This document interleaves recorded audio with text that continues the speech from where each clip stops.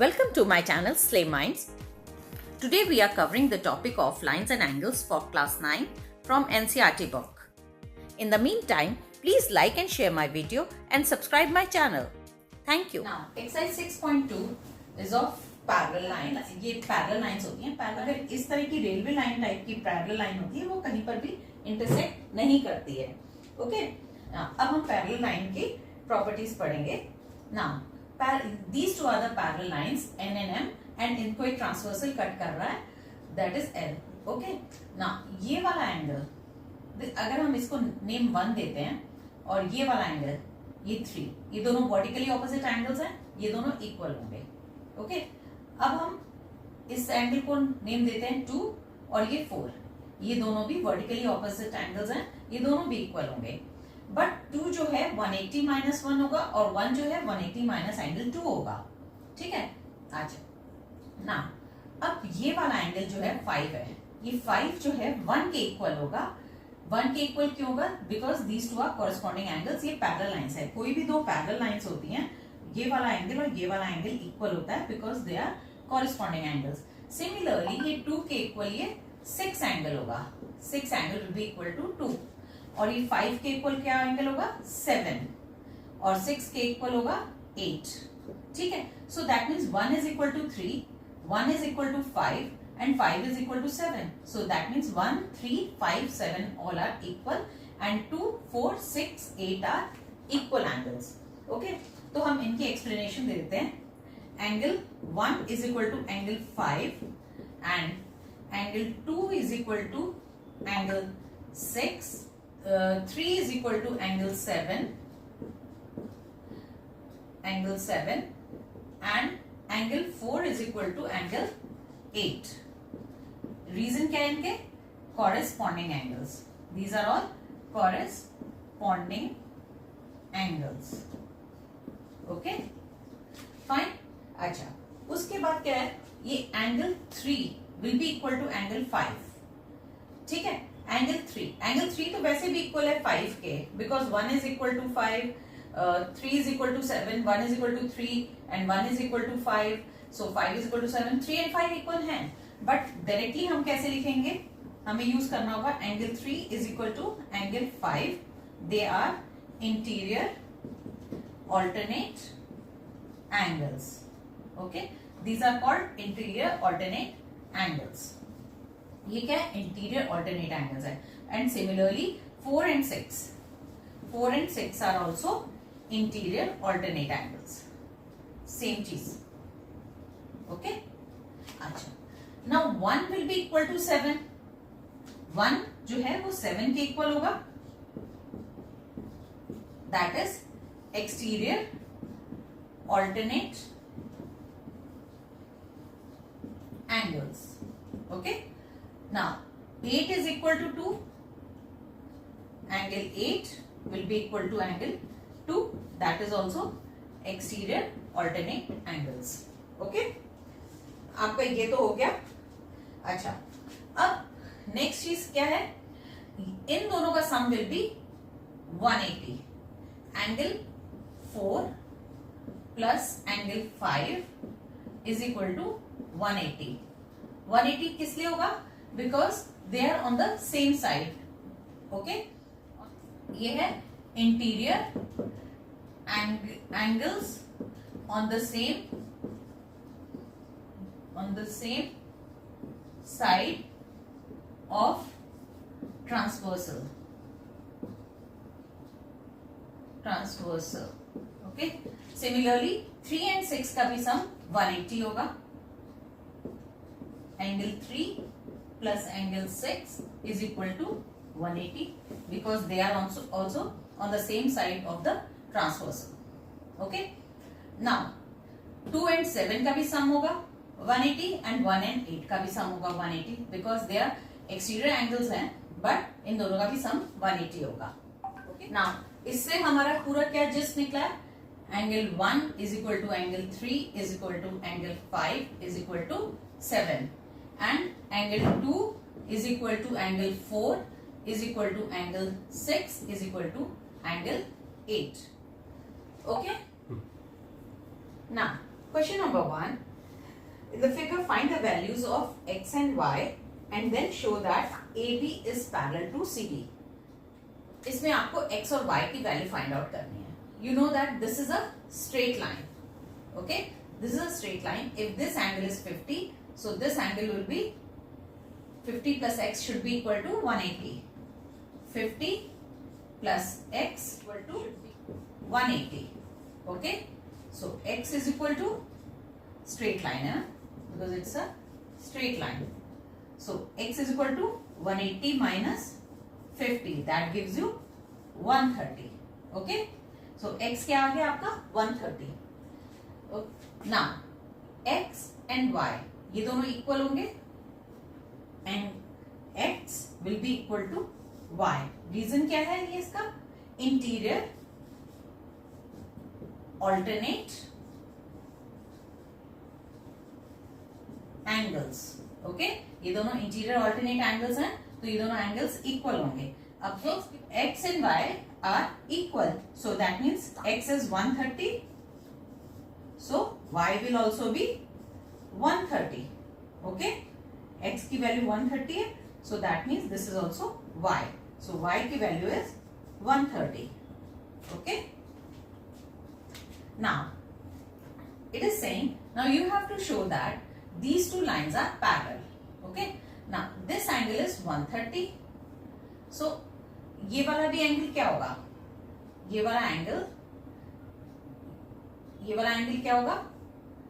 50 होगा, बिकॉज ये 130 है.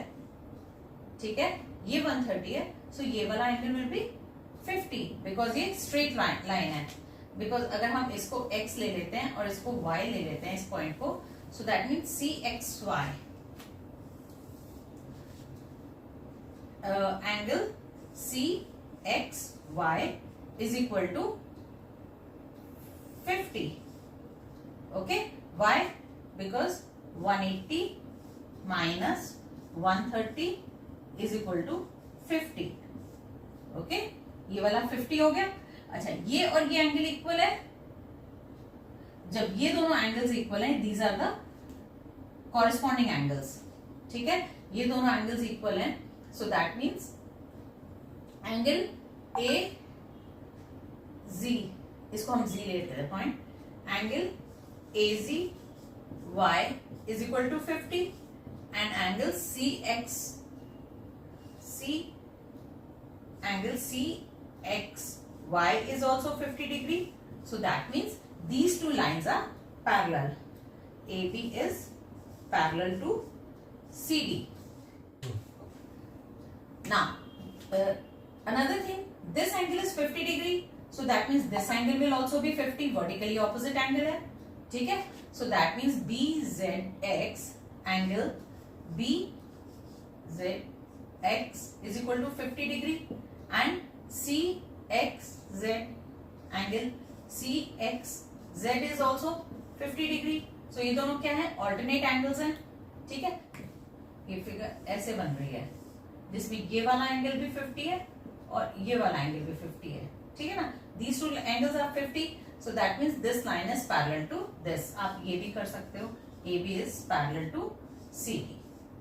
Therefore okay, they are alternate angles. Alternate angles are equal. Alternate angles are equal. So therefore AB is parallel to CD. ठीक है. Question number 2. Question number 2 का ये diagram है, in which question is saying AB is parallel to CD, CD is parallel to EF, and YZ is equal to 3:7. ठीक है. Now AB is parallel to CD and CD is parallel to EF. So that means ये line इसके parallel है और CD is parallel to EF. आपकी एक theorem है, lines which are parallel to the same line are parallel to each other. Okay, so आप ये देखो, आपको ये प्रूव करने की जरूरत नहीं है आपकी ये वाली इसके पैरेलल है तो आप ये वाले एंगल्स लेके प्रूव करो, नहीं. You just have to write this thing, आपका काम हो जाएगा. सो इससे क्या प्रूव हो रहा है? That AB is parallel to CD, CD is parallel to EF. So therefore AB is parallel to CD and CD is parallel to EF. यहां पे आप ब्रैकेट में लिख दोगे as AB is parallel to CD and CD is parallel to EF. ये क्या है? Given है. ओके. नाउ अब आपको दिया है YZ is equal to 3:7. Let the common factor between the two angles is X. Okay. So angles क्या हो गए? फिर एंगल्स क्या हो गए? 3x and 7x. अच्छा, कौन सा एंगल? y इज 3x, तो ये वाला एंगल 3x हुआ. ठीक है. सो ये वाला एंगल भी 3x होगा. ठीक है. तो एंगल, अब हम इसको नेम दे देते हैं RST. So if y is equal to 3x है, तो ये वाला एंगल भी 3x होगा, वर्टिकली ऑपोजिट है. Therefore DST, angle DST is equal to 3x. क्यों है? Vertically opposite angle. ओके. अच्छा, ये 3x है. अच्छा, Z क्या है? आपका 7x है. ठीक है. अच्छा, angles on the same side of the transversal in between the parallel lines 180. So okay. अच्छा, ये वाला एंगल 3x है, तो ये भी 3x होगा. ठीक है. तो 3x हो गया. ये ऑल्टरनेट एंगल्स हो गए. ये कौन सा एंगल है? STE. Therefore angle STE is equal to 3x. ये कौन सा है? Alternate angles. ओके. ये वाला भी 3x है. अब ये क्या बना रहा है? 3x and 7x are making the linear pair. Therefore, angle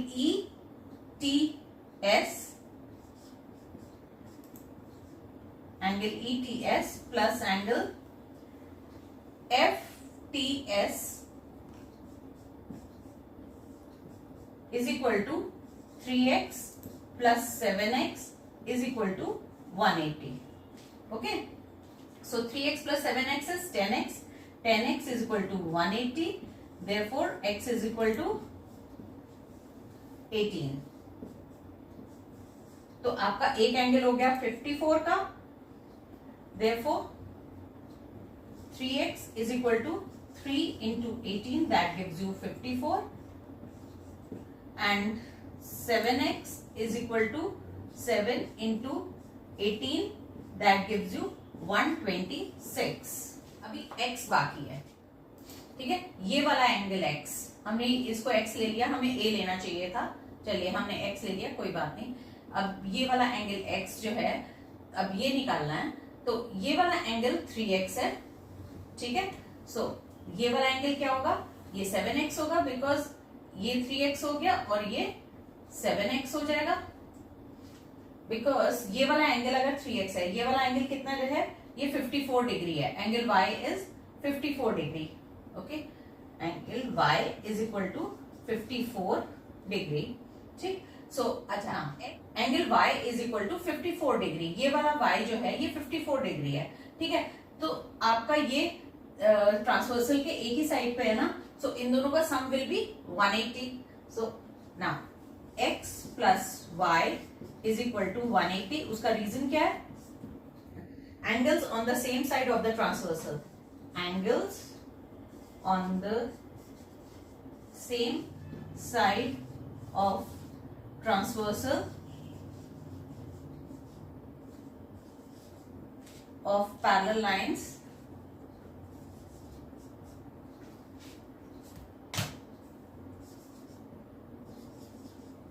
makes supplementary angles. Supplementary angles. Okay.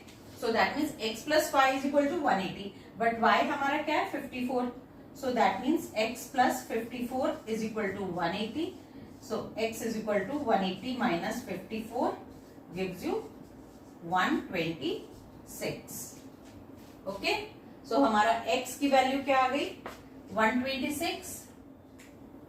x is equal to 126, y is equal to 54 and z is equal to हमने क्या निकाला 126 again is equal to 126. Okay, इसमें क्या होगा, एक acute angle होगा, एक obtuse होगा, that is for sure.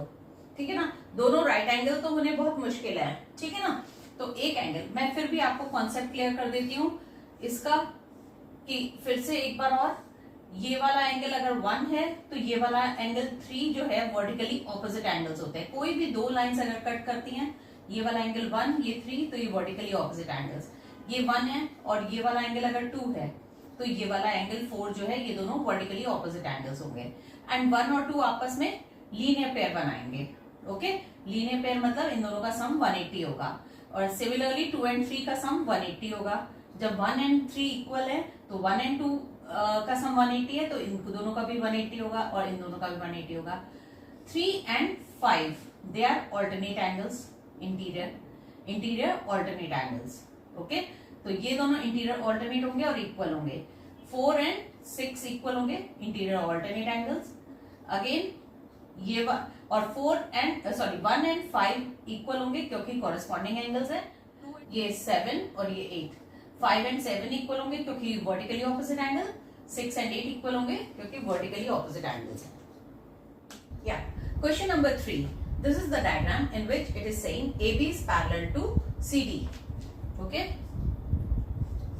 and EF is perpendicular to CD.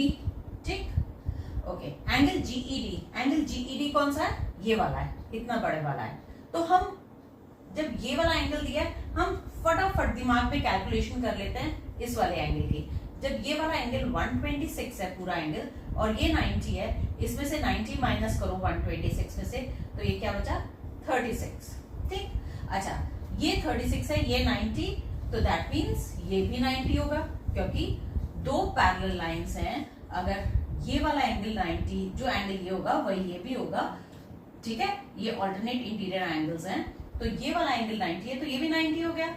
और तीसरा एंगल भी हम निकाल लेते हैं ये. ठीक है, तो ये 90 माइनस 36 करेंगे बिकॉज इन तीनों का सम 180 होता है. ये तो 90 हो ही गया, इन दोनों का sum will be 90. 90 minus 36 will give you 54. ठीक है, ये एंगल. अब हम क्वेश्चन पढ़ते हैं ना. Find angle AGE. Angle AGE, ये बाहर वाला एंगल हमें बताना है. ठीक है, एक्चुअली ये एंगल इन दोनों का सम होता है. आपने क्लास 7th में पढ़ा था, ये जो एक्सटीरियर एंगल होता है इन दोनों का सम होता है. या आप 180 में से ये माइनस कर दोगे, ये लीनियर पेयर बना रहा है. वैसे ये लीनियर पेयर वाला ही, तो ये मैंने जानबूझ के इसलिए बताया कि जिससे आपको याद रहे चीजें, कि कभी आपको ये एंगल ना दिया हो तो ये इन दोनों का सम कर लोगे आप. ठीक है, सो ये 180 माइनस 54 करेंगे. ठीक है, so let's start the question now. In triangle GEF, angle F is equal to 90 degree. Reason क्या है, alternate angle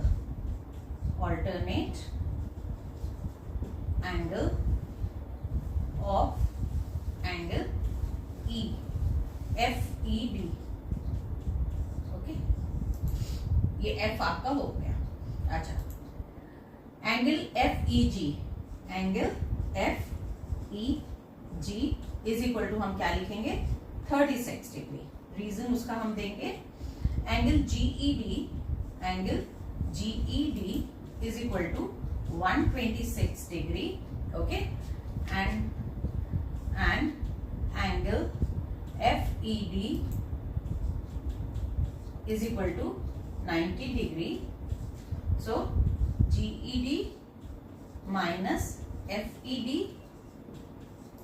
angle GED minus FED is equal to 126 minus 90, that gives you 36 degree. Okay, ये भी निकल गया. अब आपको ये वाला निकालोगे, या तो आप इन दोनों को प्लस कर लो, वो भी आप इससे कर सकते हो. ये कर लेते हैं. ठीक है, तो AGE, angle AGE E is equal to angle F plus FEG, angle FEG, ठीक है। सो इसका एंगल F क्या है, 90 है, और ये क्या है, 36 है। That gives you 126 degree. इसके लिए क्या लिखोगे आप, in sum of interior opposite interior angles,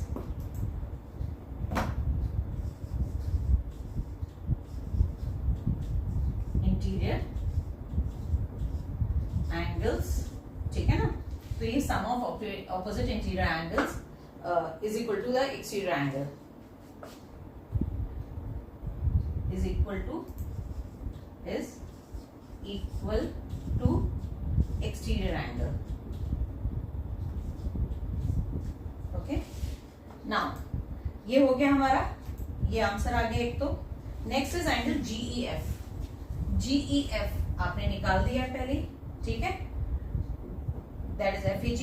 angle GEF is equal to 36 degree, already proved आपसे। Angle GED is equal to 126 degree, angle FED is equal to 90 degree. उसके बाद next question है FGE। FGE ये भी हमने बता दिया 54 degree. Angle FGE is equal to 54 degree. कैसे बताओगे आप, angle F plus angle FEG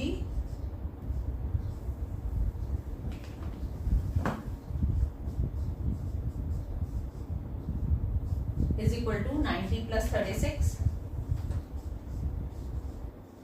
is equal to 126, ठीक है। और फिर उसके बाद 180 में से आपने माइनस किया, minus 126, that gives you 54 degree. Okay, bye angle sum property.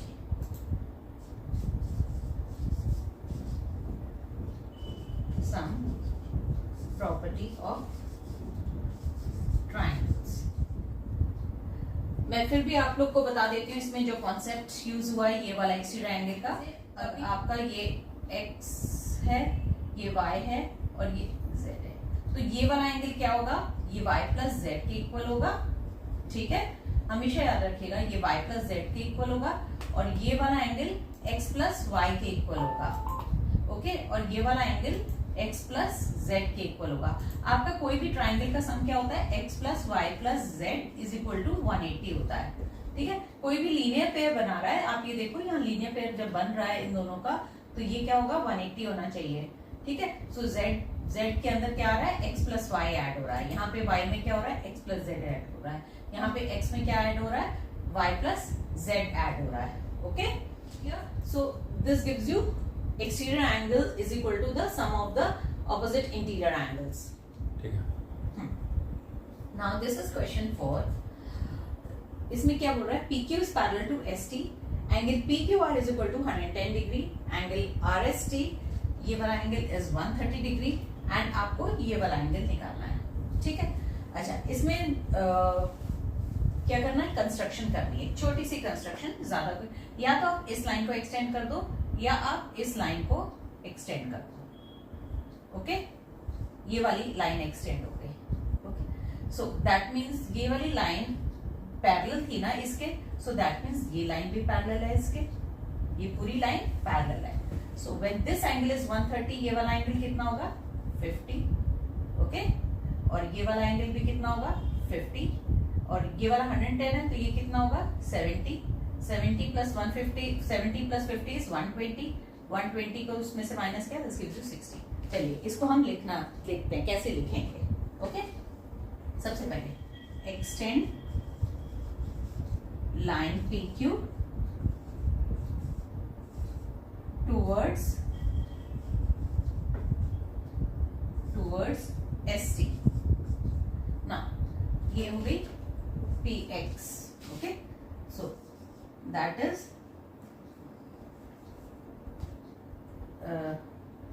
is PX हो गई।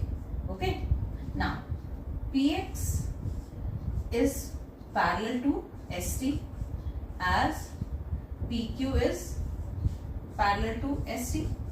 ठीक है, PX आपकी पैरेलल हो गई. अब इस पॉइंट को हमने ले लिया U. ओके, ये पॉइंट आपका U हो गया. So when angle TSU, angle TSU और R कह लो, TSR is equal to 130 degree. Therefore, angle SUX, okay, angle SUX क्या होगा? Angle 50 degree. So this angle is 50. क्यों है 50? Angles on the same side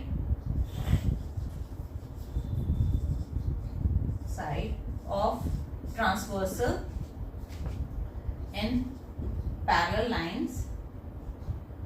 lines are supplementary. Okay, that means supplementary का मतलब उनका सम 180 होता है. ओके, और मैं लिख देती हूँ ब्रैकेट में 180. ओके, एंगल कितना होगा? 50 हो गया. ठीक है, जब ये 50 है तो ये भी 50 हो गया.